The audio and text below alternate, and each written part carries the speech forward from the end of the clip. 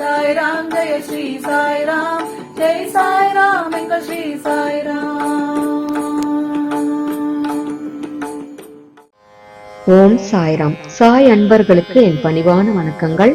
சாய் சச்சரித பாராயண தொடரில் இன்று 49ஆம் அத்தியாயம் பாராயணம் செய்யலாம். ஓம் சாய்ராம். அத்தியாயம் 49. 1 ஹரி கானோபா, 2 சோமதேவ் சுவாமி, 3 நானா சாஹிப் சந்தோர்கர் ஆகியோரின் கதைகள். முன்னுரை. வேதங்களும் புராணங்களும் பிரம்மத்தையோ சத்குருவையோ போதுமான அளவில் விவரிக்க இயலாது.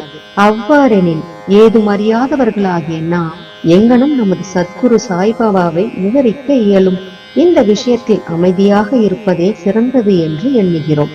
உண்மையில் மௌன விரதம் அனுஷ்டிப்பதே சத்குருவை புகழ்வதற்கு சிறப்பான வழியாகும்.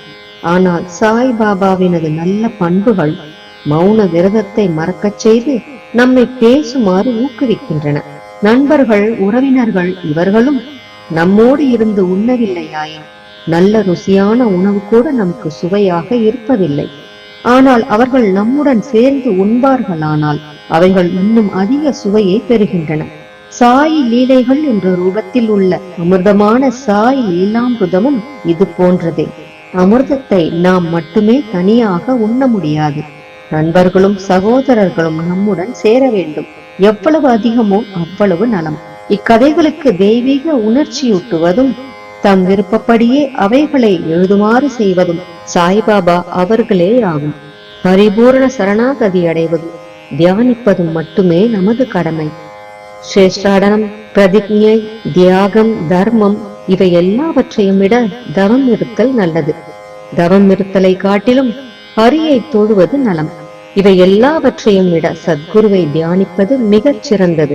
ஆகவே சாயின் நாமத்தை ஸ்மரணம் செய்து அவர் மொழிகளை மனதில் நினைத்து அவர் உருவை தியானித்து இதயபூர்வமாக அவரிடம் அன்பு செலுத்தி அவருக்காகவே எல்லா செயல்களையும் செய்வோமாக.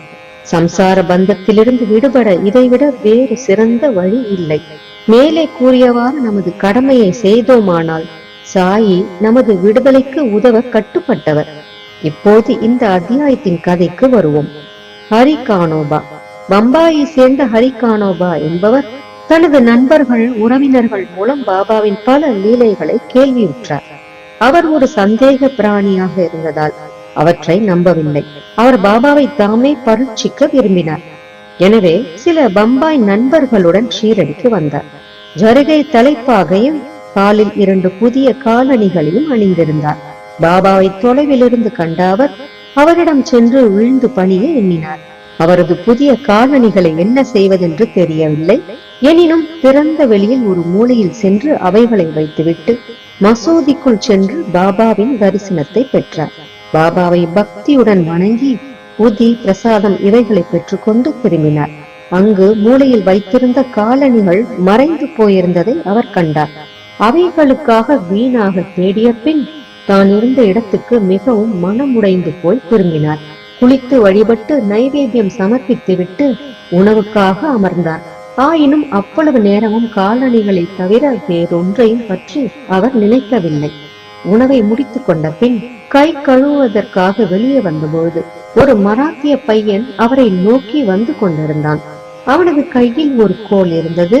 அதன் நுனியில் ஒரு ஜோடி புதிய காலணிகள் தொங்க விடப்பட்டிருந்தன. கை கழுவ வெளியே வந்த நண்பர்களிடம் பாபா தன்னை இந்த கோளுடன் அனுப்பியிருப்பதாகவும் ஹரிகா பேடா ஜரிகா பேடா என்று கூவிக்கொண்டே வீதிகளில் செல்லும்படி சொல்லி இருப்பதாகவும், யாராவது இக்காலணிகளை கேட்டால் அவரது பெயர் ஹரிதானா என்றும் அவர் காவின் புதல்வன் தானா என்றும் அவர் ஜரிகை தலைப்பாக அணிபவர் தானா என்றும் தன்னை உறுதிப்படுத்திக் கொண்ட பின்பு அதை அவரிடம் கொடுக்கும்படி கூறியிருப்பதாகவும் சொன்னான். இதை கேட்டு ஹரி கானோபா மகிழ்வும் ஆச்சரியமும் அடைந்தார்.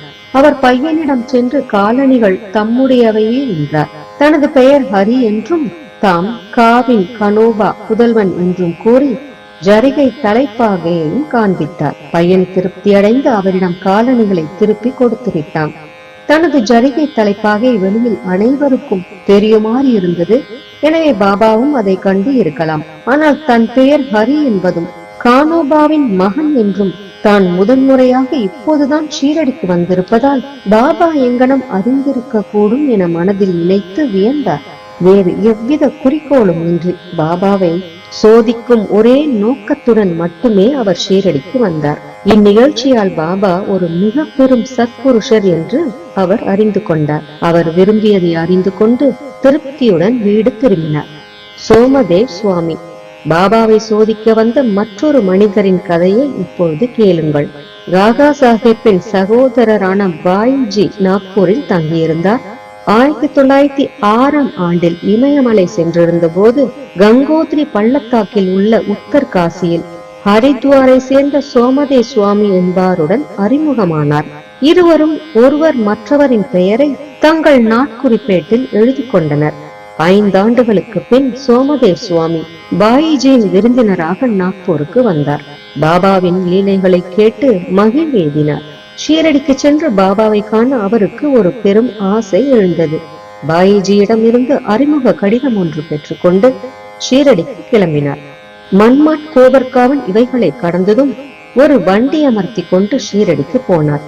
ஷீரடிக்கு அருகில் வந்ததும் மசூதியில் 2 உயரமான கொடிகள் பறந்து கொண்டிருப்பதை கண்டார்.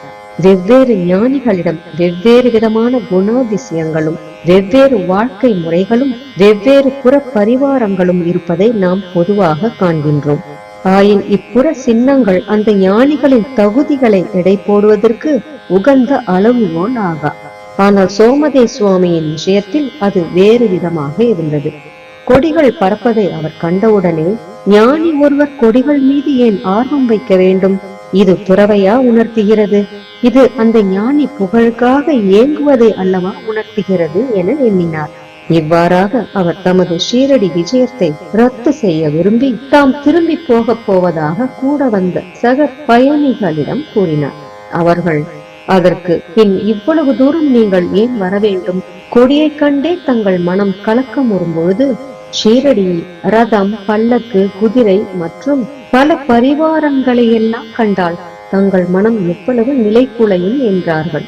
இதை கேட்டு சுவாமி மேலும் குழப்பமடைந்தவராக, குதிரை, பல்லக்கு, இன்னொரென்ன படோடோபங்களையுடைய சாதுக்கள் சிலரை மட்டும் நான் கண்டதில்லை, அநேகரை கண்டிருக்கிறேன். அத்தகைய சாதுக்களை காண்பதை விட திரும்பி போதலே எனக்கு நன்று என்றுரைத்தார். இதை கூறிக்கொண்டு அவர் திரும்பி போக கிளம்பினார். உடன் வந்தோர் அங்கனம் செய்ய வேண்டாம் என்றும் தொடர்ந்து போகலாம் என்றும் வற்புறுத்தினர். பாபாவை இங்கனம் குறுகிய மனமுள்ளவராக சிந்திப்பதை நிறுத்தும்படியும் அந்த சாது கொடிகளையோ பரிவாரங்களையோ புகழையோ எல்லளவும் பொருட்படுத்துபவர் அல்ல என்றும் கூறினர். அன்பாலும் பக்தியாலும் அவரது அடியவர்களும் பக்தர்களுமே இவற்றையெல்லாம் ஏற்படுத்தியுள்ளார்கள் என்றும் கூறினர். முடிவாக பயணத்தை தொடரும்படி அவரை இணங்க வைத்து ஷீரடிக்கு சென்று பாபாவை தரிசிக்க செய்தனர். பாபாவை முற்றத்திலிருந்து கண்டவுடன் அகமுருகி கண்களில் கண்ணீர் மல்க குரல் நெகிழ அவரது கெடுதலான எண்ணங்கள் எல்லாம் அவரை விட்டு அகன்று போயின. எங்கே நமது மனம் மிக மிக மகிழ்ந்து களிப்படைகிறதோ அதுவே நமது இருப்பிடமும் களைப்பாறும் இடமும் ஆகும் என்ற அவரது குருவின் மொழிகளை நினைவு கூர்ந்தார். பாபாவின் பாத தூளிகளில் அவர் புரள விரும்பி பாபாவை நெருங்கிய போது பாபா கடும் கோபம் அடைந்து, எங்களுடைய டம்பமெல்லாம் எங்களுடன் இருக்கட்டும், நீ திரும்ப உன் வீட்டுக்கு போ. இந்த மசூதிக்கு வந்தாயோ ஜாக்கிரதை. மசூதி மேல் கொடி பறக்க விட்டு கொண்டிருக்கும் ஒருவரின் தரிசனத்தை ஏன் காண வேண்டும்? இது துறவின் அறிகுறியா? இங்கே கணமேனும் இருக்காதே என்றார். சுவாமி ஆச்சரியத்தால் திடுக்கிட்டார். பாபா தமது உள்ளத்தை படித்து அதை பேசினார் என உணர்ந்தார். எத்தகைய நிறை பேரறிவுடையவர் அவர்! தாம் ஞானமற்றவர் என்றும் பாபா புனிதமான உயர்ந்தோர் என்றும் அவர் உணர்ந்தார். சிலரை பாபா அரவணைப்பதையும் வேறு ஒருவரை கையால் தொடுவதையும் மற்றவர்களை தேற்றுவதையும் சிலரை அன்புடன் உற்று நோக்குவதையும் சிலரை நோக்கி புன்னகை செய்வதையும் சிலருக்கு உதி பிரசாதம் அளிப்பதையும் இவ்வாறாக அனைவரையும் மகிழ்வூட்டி திருப்திப்படுத்தி கொண்டிருப்பதையும் கண்டார். தான் மட்டும் ஏன் அவ்வளவு கடுமையாக நடத்தப்பட வேண்டும்?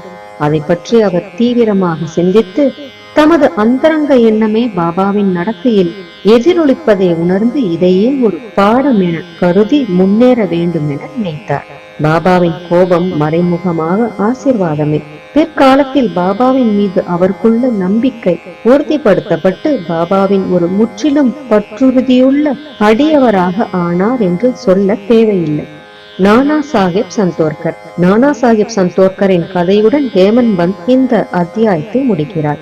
ஒருமுறை மசூதியில் நானா சாஹிப் மகள் சாபத்தி மற்றும் உள்ளோருடன் அமர்ந்திருக்கையில் பிஜாப்பூரிலிருந்து ஒரு முகமதிய கணவான் தனது குடும்பத்துடன் பாபாவை காண வந்தார்.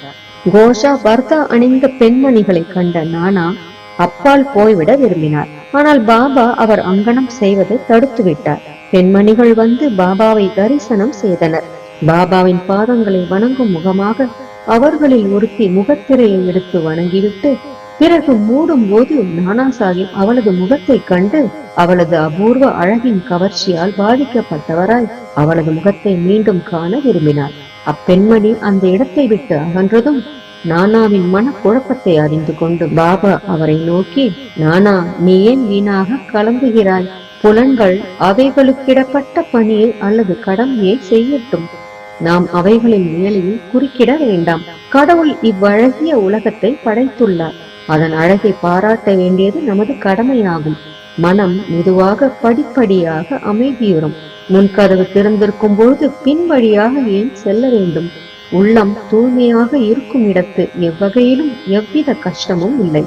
நம்மிடத்தே எவ்வித கெட்ட எண்ணமும் இல்லை என்றால் ஏன் ஒருவர் மற்றொருவருக்கு பயப்பட வேண்டும்? கண்கள் தம் வேலையை செய்யலாம். நீ ஏன் வெட்கப்பட்டு தடுமாறுகிறாய் என்றார். ஷாமா அவ்விடத்தில் இருந்தார். பாபா கூறியதன் பொருளை அவர் உணர இயலவில்லை. எனவே வீடு திரும்பும் வழியில் இதை நானாவிடம் கேட்டார். நானா அழகிய பெண்மணியை கண்டதும் தாம் மனக்கலக்கம் அடைந்ததையும் பாபா அதை எங்கனும் அறிந்து அதை பற்றி அறிவுரை கூறினார் என்பதையும் கூறினார். பாபாவின் பொருளை நானா இவ்வாறாக விளக்கினார். அதாவது நமது மனம் இயற்கையாகவே சலனம் உள்ளது. அதை தாந்தோற்றித்தனமாக போக அனுமதிக்க கூடாது. உணர்வுகள் குழப்பமுறலாம். ஆயின் உடம்பு கட்டுப்பாட்டுக்குள் வைக்கப்பட வேண்டும். பொறுமையை இழக்க அனுமதிக்க கூடாது. விஷயங்களின் பின்னால் உணர்வுகள் தம் குறிக்கோளை நோக்கி ஓடுகின்றன. ஆனால் அவைகளை நாம் தொடர்ந்து சென்று அவைகளின் குறிக்கோளுக்காக இயங்கக்கூடாது. மெதுவான படிப்படியான பயிற்சியால் சலனங்களை வெற்றி காண இயலும். உணர்ச்சிகளால் நாம் இயங்கப்படக்கூடாது. ஆயினும் அவைகளை முழுவதுமாக கட்டுப்படுத்த இயலாது. தக்க முறையிலும் ஒழுங்கான சந்தர்ப்பத்துக்கு தேவையானபடியும் அவைகளை கட்டுப்படுத்த வேண்டும். அழகு என்பது பார்க்கப்பட வேண்டிய ஒன்றே. பொருட்களின் அழகை நாம் பயமின்றி காண வேண்டும். வெட்கத்துக்கோ பயத்துக்கோ அதில் இடமில்லை. கெட்ட எண்ணங்களை மட்டும் நம் மனதில் அனுமதிக்க கூடாது. பற்றில்லாத மனதுடனே கடவுளின் அழகான படைப்புகளை கவனிக்க வேண்டும். இவ்வாறாக உணர்வுகள் எளிதாகவும் இயற்கையாகவும் கட்டுக்குள் கொணரப்பட்டுவிடும். பொருட்களை அனுபவிப்பதில் கூட நீங்கள் இறைவனை பற்றி ஞாபகப்படுத்தப்படுவீர்கள்.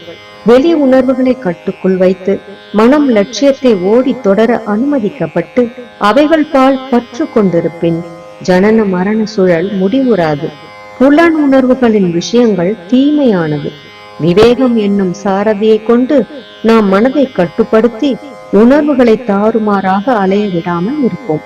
அத்தகையதொரு சாரதியுடன் நம் முடிவான இருப்பிடமும் நமது உண்மையான வீடுமாகிய எங்கு சென்றால் மறுபிறவி இல்லையோ அந்த திருமாலின் திருவடிகளை எழுதுவோம் என்றார். ஸ்ரீ சாயை பணிக. அனைவருக்கும் சாந்தி நிலவட்டும். ஜெய் சாய்ராம்.